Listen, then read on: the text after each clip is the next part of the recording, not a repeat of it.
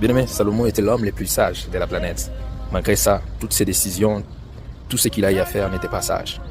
C'était l'homme qui a marié 700 femmes, l'homme qui avait 300 concubines. Et après tout ça, il était très riche. Et il a compris que vanité de vanité, tout est vanité. Vous savez, quand Salomon a péché, c'est après ça qu'il a écrit au fait Ecclésiaste, là où il dit vanité de vanité, tout est vanité.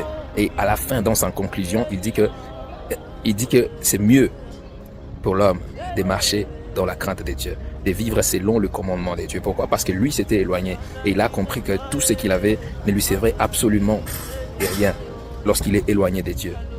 Bien-aimé, marcher dans la volonté de Dieu, c'est tout ce que nous devons désirer. Lorsque tu marches dans la volonté de Dieu et que tu as toutes ces richesses, c'est bien profitable parce que tu feras des bonnes choses avec ces richesses-là. Tu seras une bénédiction dans le royaume de Dieu et cela apportera encore plus des choses dans le royaume, ça apportera encore plus dans ta vie. Et que lorsque tu es juste en train de te réjouir dans ce monde sans pour autant marcher dans la crainte de Dieu, sans pour autant marcher dans la volonté de Dieu. Dieu veut que nous puissions marcher dans sa crainte. Il veut que nous puissions suivre ses voies parce que c'est lui qui nous bénit et ses bénédictions ne se fait suivre d'aucun chacun. Que Dieu vous bénisse. Amen.